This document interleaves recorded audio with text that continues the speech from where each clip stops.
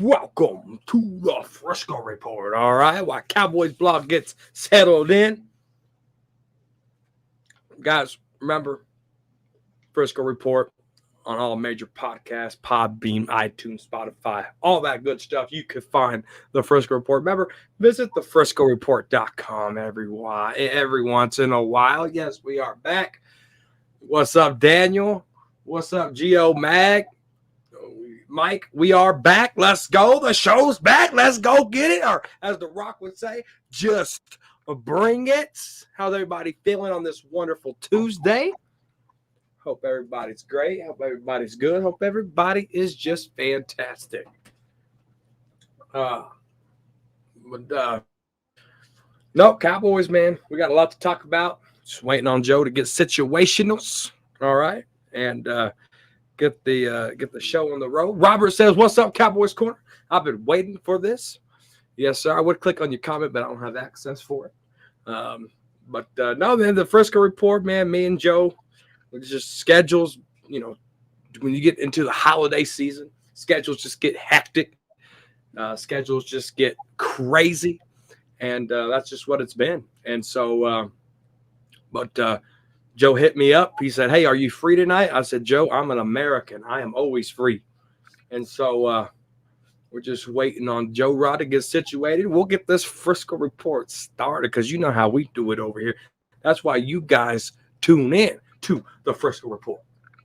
But I hope everybody's doing great. I hope everybody's doing grand. So while Joe's getting situated, I'll tell you what happened, how my week's been. So I go to work on Monday. I sell semi-trucks for a living, and I sell semi-trailers and stuff. That's what I do. I'm a salesman. That's why sometimes my flow on here is just prestige, all right, because I talk for a living. And so I get to work, and I notice one of the trucks is missing. And I'm like, well, that's weird. Sometimes the owner likes to let, other people use the truck and stuff. So I didn't think nothing of it because that's pretty common. Well, come to find out we have a chrome shop too. So it's come to find out when everything starts moving, we notice that people broke into some of our storage containers. And so I'm like, whoa, what's going on here? So I ask about the truck. Dude, they stole bumpers. They stole our truck. They stole our golf cart that we used to haul customers around the lot. They stole all kinds of stuff from us. But long story short, I found the truck on lunch break. We found the golf cart, but we never found the storage containers. But those thugs, those meth heads, they left all kind of evidence, and we're on their trail. If you're watching this, we're on your case, buddy. Hey, what's up, bro? What's up, Joe? Yeah, man, I was having technical difficulties here. Guys, sorry about that. My camera was acting up. I had to reboot the dang thing. So thanks for Mike for holding it down here. Got a lot to talk about. Catching up on everything going on in Cowboys world. Motherfuckers. Hey, bro, we lost in dramatic classic fashion. But, Mike, last night, we got a little bit of an early Christmas present with the Eagles getting upset by the Seahawks. That means? What does it mean, Mike? Tell everybody means more. we're back in first place. So right now, the Cowboys and the Eagles are dead set tied, Joe. They're dead set in the tie. And so, strength of victories, and let's say the Eagles went out. Let's say the Cowboys went out. Strengths of victories is going to matter in justifying who wins the NFC East. All right. So, I need the game against the Giants with the Eagles to be a 3-0 game, right? Because we've had some bad performances. We only put 10 points up against Buffalo. We only put 10 points up against the 49ers. The Cardinals stomped us in our butt, right? So we need to figure out, okay, how can we have better strengths of victories to capitalize on the NFC East? Because everything is just tied, Joe.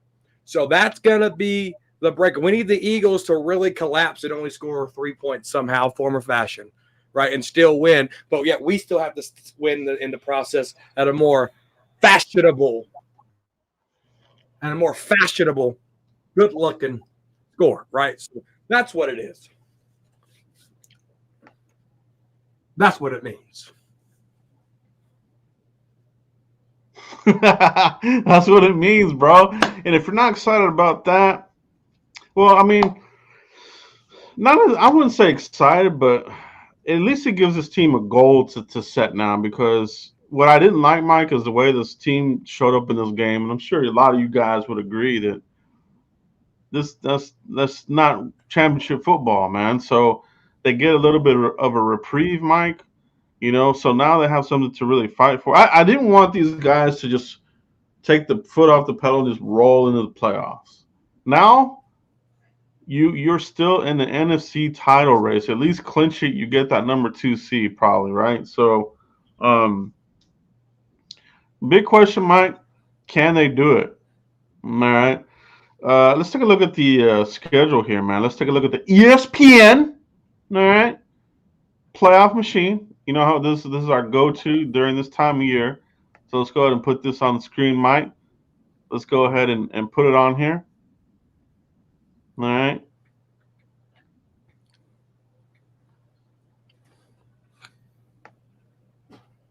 Give me a second here while I get this going here. Let's get this ESPN time machine going, bro. Because it's that time of year, brohemes. All the brohemes out there. Playoff scenario season. Playoff scenario season in full effect. All right, we'll go here to the top, guys. All right, so as you can see right now, we're at the number 2 seed, Mike. We would host the LA Rams, who have they've gotten a little bit hot here, Mike. We did beat the crap out of these guys, right? So, yep. What do you think, man? If this holds, whether it's the Rams or whomever, do you like being the number 2 seed? Absolutely. I think the Cowboys have to be the number 2 seed, Joe. Why? Because they can win at home.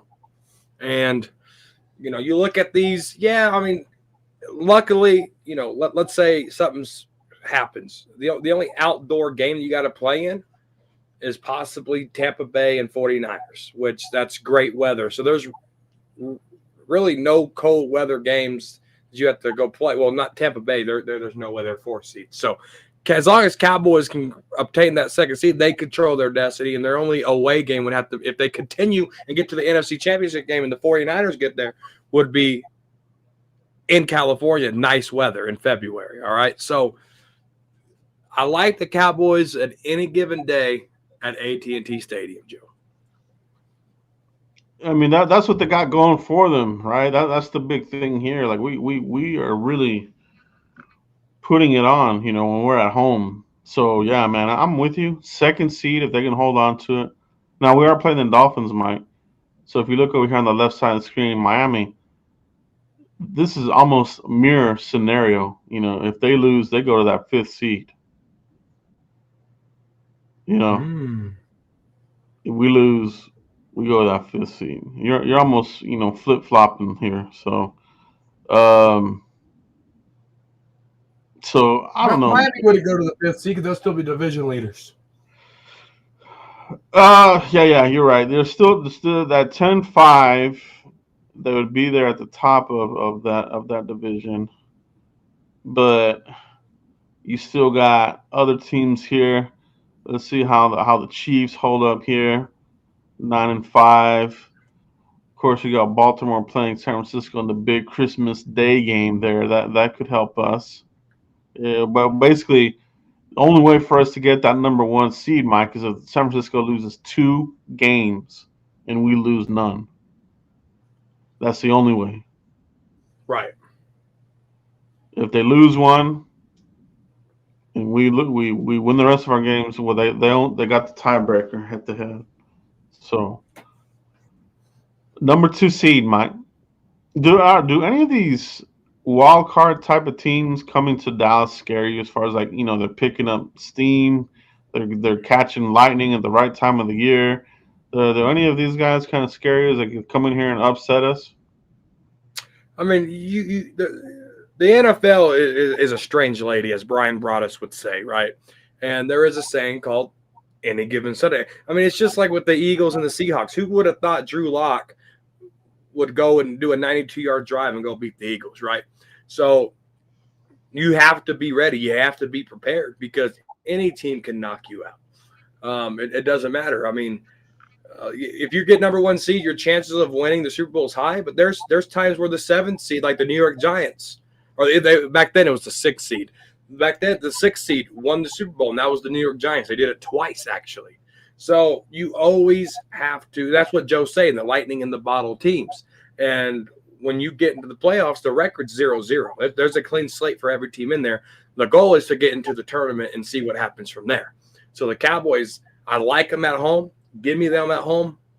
But you got to be careful because, Josh Dobbs, we've seen what he can do with the Cardinals.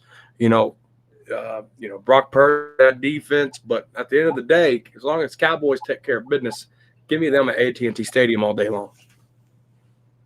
Yes, indeed. So that's where we're at right now this week, Mike. We're at the number 2 seed. All right. Just briefly, Mike. We're in a good spot right now, but we didn't really earn this spot. We're still, we lost the game. Philly had to lose for us to be even in this position. That's one thing I don't really like. I don't like to be given gifts at this time of year. I want us to earn it. I want us to beat teams and this kind of thing. So, going back to this Buffalo game, Mike, did anything alarm you in that game that kind of gives you a little hesitation as far as the trust level? And I'm asking everybody in the chat box too. What's your trust level with the Cowboys right now, everybody?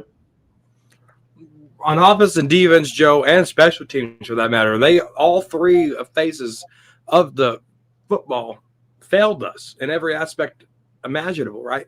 Yeah. Defense, we got tired. I love Dan Quinn, so I might throw some excuses out there, but it's the reality of the truth, all right?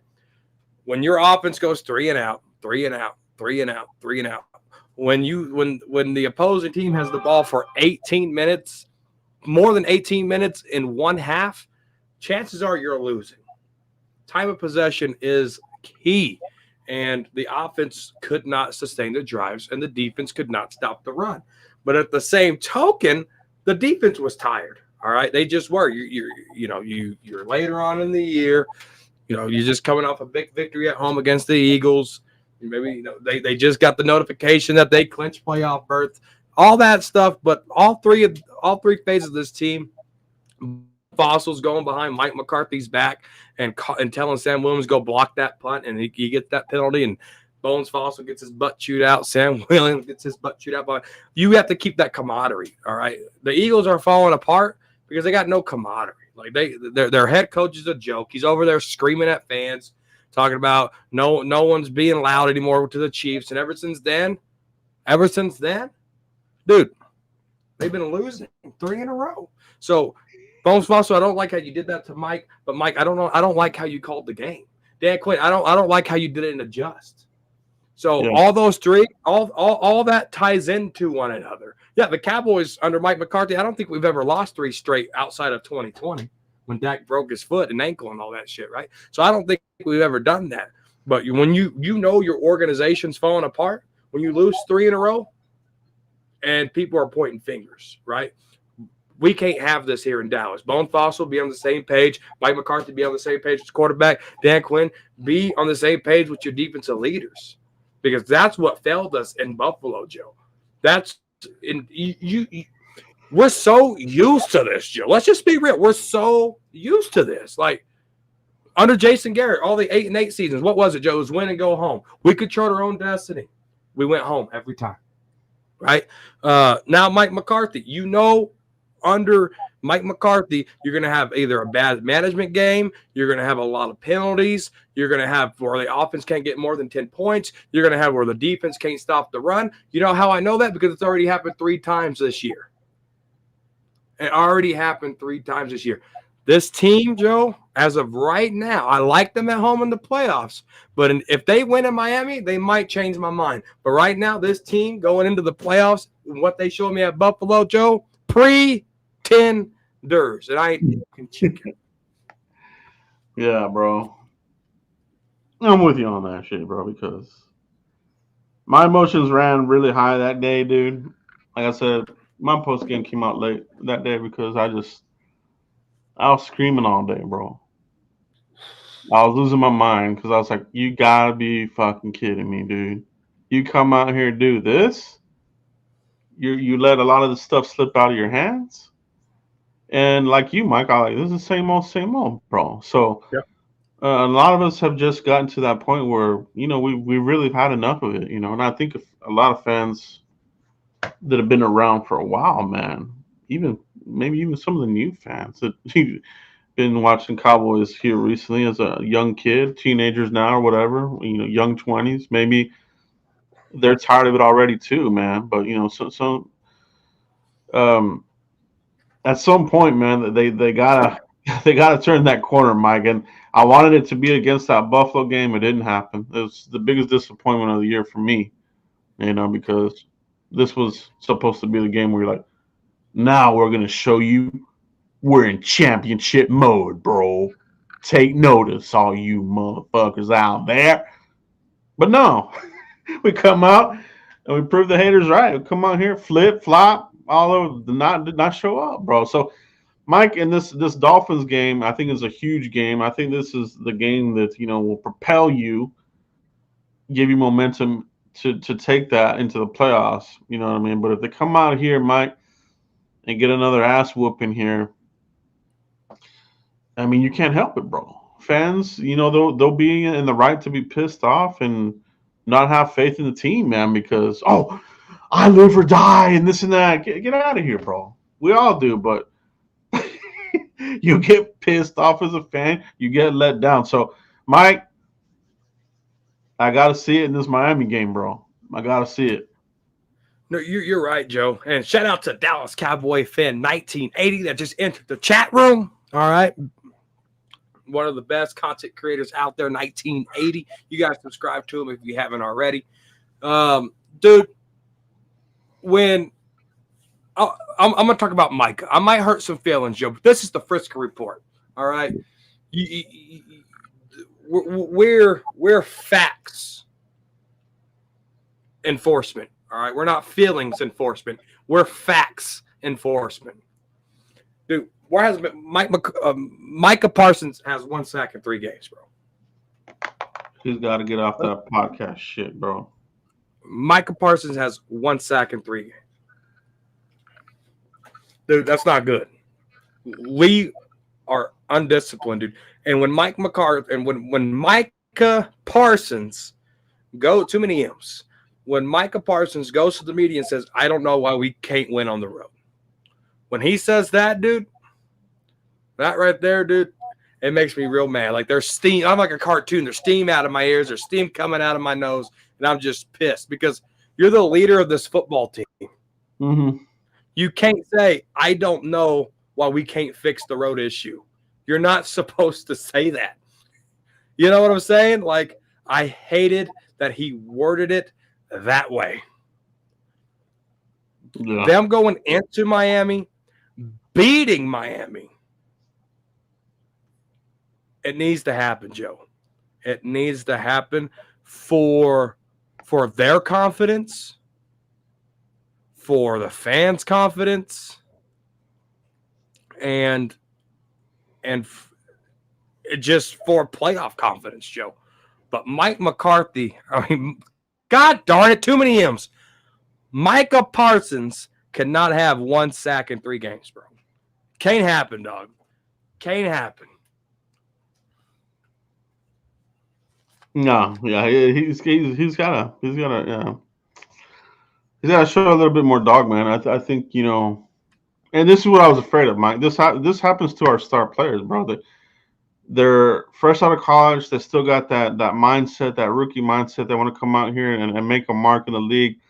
But Dallas, for whatever reason, and I think we know the reason, Jerry Jones has built this culture of put the shine on the star players and give them all the hype and keep feeding them and feed their egos, and they fall into this. Oh man, I'm walking on fucking water here and shit. Like, and they lose that edge, bro. They all of them do it, bro. All of them, Yep. Dez, all of them, bro. All the guys. I mean, and that's the shit that I hate, bro. They lose a little bit of that edge. So he's still an impact player, no doubt about it. For me, man, I have an unpopular opinion too, bro. I'm ready to move on from Quinn. I want Al Harris to take command of the defense. I think the team they're not. I think they've bought in enough. I think he's peaked here in Dallas, which he's done in his other locations, Seattle, Atlanta, and now here with Quinn. You got to hit real early in that first 2 or 3 seasons. I think the clock is running out here on him. So we'll see how it ends, man. We still got a couple of games here to go, bro. But I think at the end of the day, Mike McCarthy's done pretty good here with what he's been given here. Yeah, Al Harris for me, man. I think that you just look at these guys on the sideline, right? They love him some Al Harris, man. You see during the game, he's got all of them, the whole defense huddled up. He's down there. All right, so I don't know, man. I just feel like the defense lately here, the offense has been carrying the defense here last couple of weeks, and it's not the time of year to start screwing up on the defense. So we'll see what happens there, Mike. But I think both, obviously valid points there. I love what you say about Micah. I do want to see him come out here strong, man. I want to see him concentrate on the game, bro. You know what I mean? I applaud him for doing the podcast and this kind of shit like that, man, because, this is a free country. We can do whatever we want. But is it a distraction maybe? Is it, let me finish the game here so I can go do the podcast? Is it a distraction? Oh, like what is it? So we're human, Joe. And when we lost to the Eagles in Philadelphia just about a month ago, I had to go live, Joe. I was so confused. I had to go live, and I was like, why did we lose? How did we lose? How can we were on the 6-yard line and we couldn't punch it in? Like, it really messed with me psychologically, Joe, that we couldn't win. We're human. We always want to know the why to things. And I don't watch a lot of Micah Parsons podcasts, but I do watch the clips, so I don't get a lot of context. But what I do get, Joe, from what I do hear, what I see on Twitter, what I see on TikTok, what I see is excuses. And so if you're having excuses and you're by yourself on a podcast and no one's there to rebuttal you, you start believing in your excuses and you don't have time to reflect on what really happened because you're already buying into those excuses, Joe. I think he needs to step away from the podcast before he speaks, reflect, own it, talk to his teammates, see what happened. But no, Joe, after they go watch film study, he goes straight to the podcast and he makes excuses. That's what I've always heard from Micah Parsons' podcast. Yeah, yeah. No, you're right, man. I think he has to reflect first before he starts believing his own excuses. Yeah. No, you're right, bro. You're right about it, man. And that's why I think sometimes his head is somewhere else. where he's like, "Yo, let me hurry up and get out of here so I can go speak my mind on this podcast and shit." Like, you know what I mean? Like, I don't know, bro. I just no, I'm not. I don't really feel it, bro. Especially when the defense does what it does, and you expect your defenders to play better ball. You expect them to be a bigger leader, man. Right now, it's almost feeling like, are we back to this who's the leader on defense type of shit, right? So, is it him? Is it Lawrence? I mean, do we really know? Like, what was it LVE? And when he left, it fell apart. I mean, I feel like we're still missing that Ray Lewis type of guy, bro. To be quite honest, I thought it would be Micah, and it could still be, but right now it ain't, bro. It ain't. I can't see. Micah's more of a selfish player. Hear me out. People are going to be like, what? Hear me out. Micah's more of a selfish player. What's his motto? I'm the lion. Right? We're lions. I'm the lion. I love to eat. Right? He'll tell his teammates, you're not faster than me. Oh, well, you know what I'm saying? Micah, I think, is just a selfish player, bro. And that won't lead to leadership.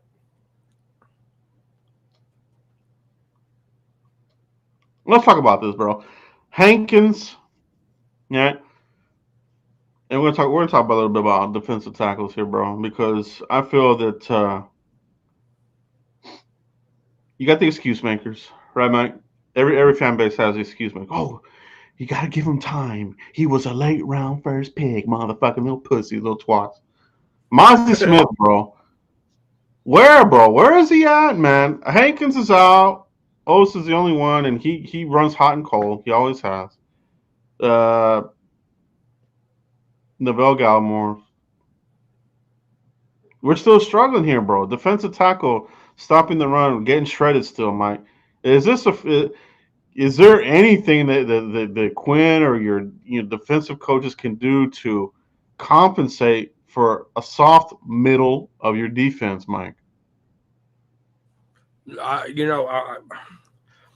Rashad Evans needs to get more playing time. When it comes to when you're getting smacked in the face, take Marquise Bell, set him to the side, and put Rashad Evans in, who's a typical linebacker. Because, yes, Marquise Bell, he's made a lot of good run-stopping plays. Why? He got there first, right? But sometimes different guards pull, different tackles pull. They open up different holes. You see different looks.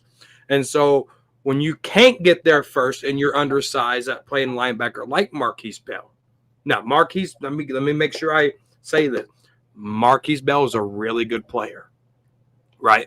Yeah. But you have to put Evans in there when you're getting beat in the run because they're going to overpower Marquise Bell.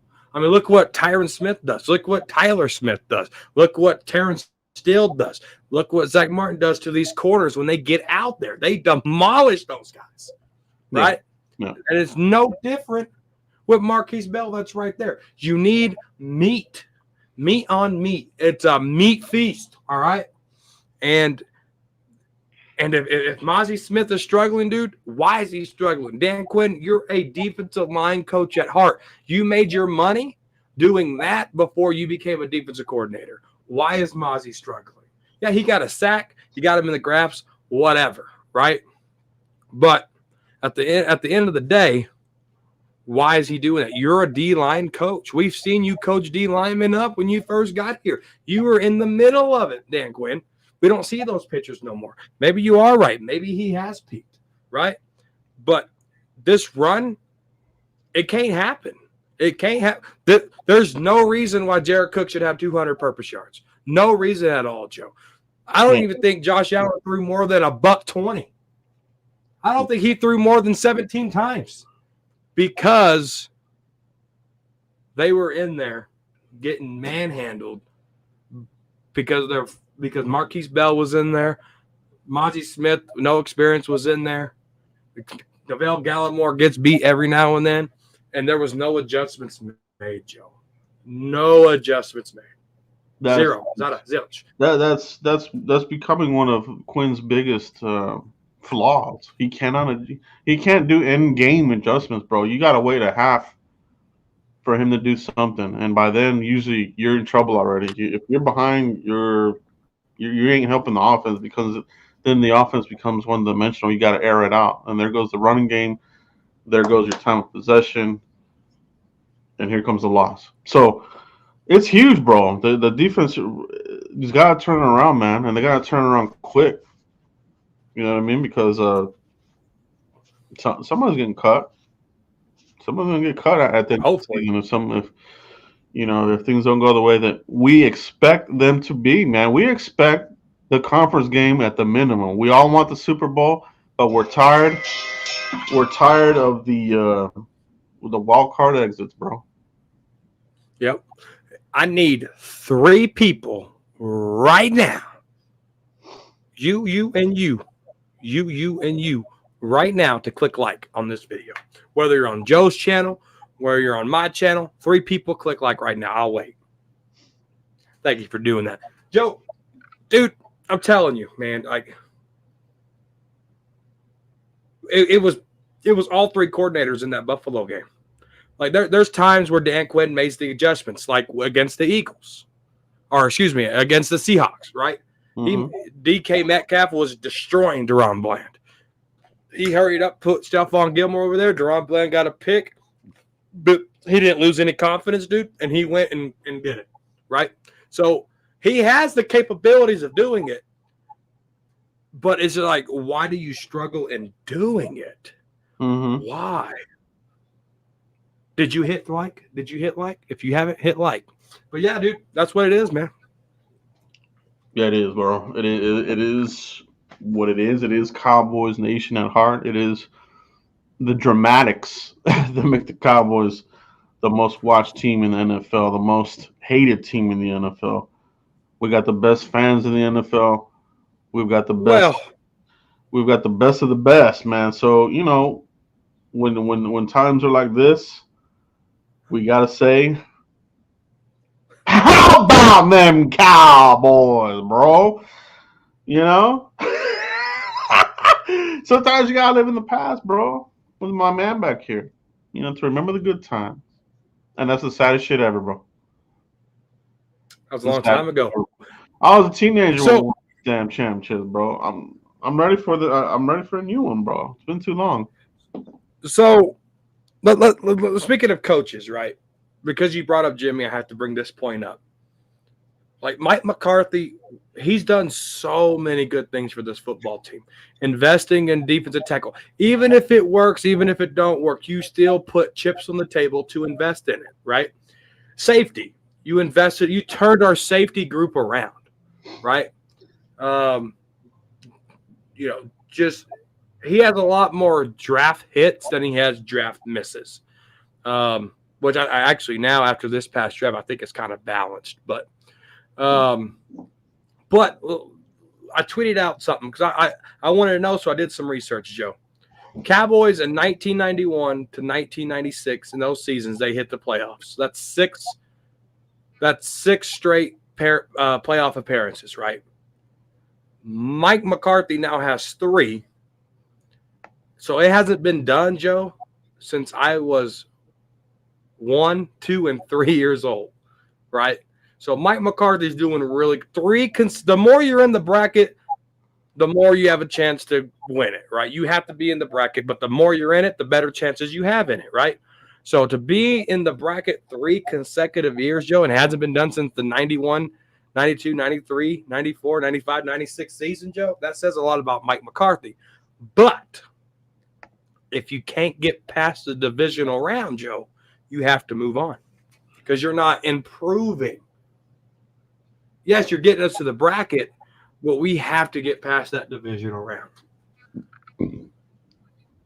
Honestly, this kind of how I see things playing out. I think obviously we've made the playoffs. Depending if we're the first, depending if we're the 5th or 2nd seed, I think you win. I think you win that first round for the Cowboys. Divisional round, that's when you're going to go on the road possibly. You're either going to be going to Philly or you're going maybe even going to 49ers probably. So you're going to have to play these teams again. There's no escape. Eagles, we can beat them. We can beat them here. We can beat them there. I feel comfortable with that. The new boogeyman in the conference, we don't know. Hasn't happened yet. They haven't shown us they can do it yet. So, yeah, man, it'll be interesting how it all ends. But I think Jerry will give Mike that fifth and final year to finish out that contract. Um, but I would expect some changes, bro. I don't like the way the offensive line was played this year. I wanted Colombo back. Obviously, that was a pipe dream. It wasn't going to happen. Uh, but I think you got to reassess your O-line coach, your linebacker coach. You got to reassess that. I didn't like that they brought back McCurley. I don't think he's a good linebacker coach. They missed George Edwards at linebacker, dude. They do miss him. Man, get Sean Lee in here as some sort of assistant or some kind of shit. He knows linebacker more than me. And then of course, defensive coordinator. Let's see what happens there. I honestly think this is the year that Dan Quinn could fill a position. But if this defense keeps doing what it is, maybe he doesn't even get a job, bro. So maybe he stays here. But it'll be interesting to see what happens, bro. What happens? No, for sure, dude. Right now, we like to project. We like to be open-minded. Remember, this is a fact podcast, not a feelings podcast. So always keep that in mind when you're listening to the Frisco Report. All right. And no, dude, we got to go beat Miami. You have to beat a team with the winning record on the road. You have to beat Mike McDaniel's team, bro. You have to. There's no ifs, ands, buts about it, Joe, because their next road game after that is the Commanders, Week 18. What confidence is that going to build, right? This is the confidence builder launching into the playoffs if you don't get the number 2 seed. Yeah. This is the game here. Right here. This is a slingshot, Joe. Yeah, it is. This That's is a slingshot. This is the game here, man. This should get flexed to prime time or some kind of shit. I know a lot of us kind of have different feelings on playing on prime time, but it's a playoff game, bro. This is a playoff atmosphere. Both these teams are going to be in the playoffs. McDaniels. What time is the game? I want to say it's a 3-something game, isn't it? Is it 3:25? I thought it was. That's a 3:25, Joe. So McDaniels, he is a Shanahan disciple. Please don't tell me we have Greg Olsen again, for the love of God. Yeah, we are. Unfortunately, that asshole. I can't stand him. It's on Fox. Oh, my God, dude. I hate that. Dude, that's one commentator, dude. He used to be so good at his job, dude, but he's on his hands and knees praying to the Eagles and praying to the – dude, he hates the Cowboys. No, he hates them, and I hate it. The feelings, bro. I mean, as soon as Aikman and Buck went to went to ABC, they elevated him, and it got to his head. So now he's like, oh, well, let me do what everybody else does. Let me talk bad about the Cowboys. So dude, it's so annoying. I cannot stand Greg Olsen. So annoying. He is so absolute. It's dreadful, bro. Like I want to watch the game and put the Mexican broadcast on to hear guys. I can't stand that fucking guy, bro. Dude, it's so annoying. Dude. You know what I'm saying, bros? You know what I'm saying? Sometimes there is some good in it, but not that guy though. They should have elevated Moose, man. He Moose and Albert or whoever the hell. I should have elevated them though. But yeah, man, they're gonna face a similar type of team, bro. Broadus made a good point that these teams, they have figured out the formula of how to beat you with the run, and that's by pulling their guards and smashing your guys at the second level, your linebackers and your secondary guys. It happened. Ryan Broadus said that. Yeah, he said that. He said that. I just said that on the Frisco Report. See, your boy knows what he's talking about. No, so it happened, and it's true, bro. If you go back, you look at that Phoenix game, or Atlanta. I mean, fuck, I'm calling these the Phoenix Cardinals. Arizona Cardinals, cocksuckers, the Panthers, and then this most recent game, with the Bills. They all did the same game plan, pulling, stretching the field, and running all over us, getting to the second level because we're too small. They're in the middle there, so they're eating us alive. So I'm expecting them to do the same thing to us, running. I want to see a lot of that. Miami's got a pretty athletic O line, so I expect us to see the same. So they're gonna test it. Did Dan Quinn fix it? Is there something he can do to fix it? If not, we're gonna get a heavy dose of that shit, bro. Yeah. I put out a tweet, dude, in the middle of the game that Miami's going to try to copy this game plan. No, and they are. I mean, Mike McDaniel's smart as shit, dude. So he, it's just going to be one of those things, dude. But Cowboys need to respond, bro. And Cedric Wilson, bro, if he has any, remember when Dwayne Harris signed with the Giants, dude, and Dwayne Harris ran a freaking kick return back and cost us the game? I don't want Cedric Wilson to do anything about, he stung his former team. Go win the game. Go this happened, bro. Win. And that's part of the Cowboys curse, bro. Like former players, they show up. I'll never remember when Bobby Carpenter was intercepting Romo left and right. that was at home. You gotta be that was at home. I'll never forget that game. I want to puke my guts out, bro. But that's kind of what happens, bro. I do like when we shut down DeMarco Murray though with the Eagles. I did enjoy that very much. I like when we shut him down though. Oh yeah, that was a good. Oh, that Chip Kelly. Anytime we beat the Eagles, bro, dude. Sean Lee, dude. I remember when he tackled Murray, dude, and hit his shoulder. Dude, Sean Lee was the greatest, dude. I miss him, dude. I wish they could clone that guy, dude. But you guys, I think that's it for tonight. Great show. Talking about the Cowboys playoff, scenarios here. Obviously with you guys. Appreciate everybody in the chat box and enjoying everybody's conversation here and thoughts on where they're at with the team. We'll see where we go. Dolphins game. This is the biggest game of the year, no doubt about it. Like Mike said, it's going to slingshot us, hopefully in the right direction, man. Mike, let everybody know where they can find you if they haven't already, bro. Cowboys Corner, right here on the tubes. All right. _ Cowboys Corner on the X, on the Twitter, on the Bird, wherever you want to call it. I'll give you the Bird. Whatever. That's what it is, bro. Well, we appreciate you guys, man.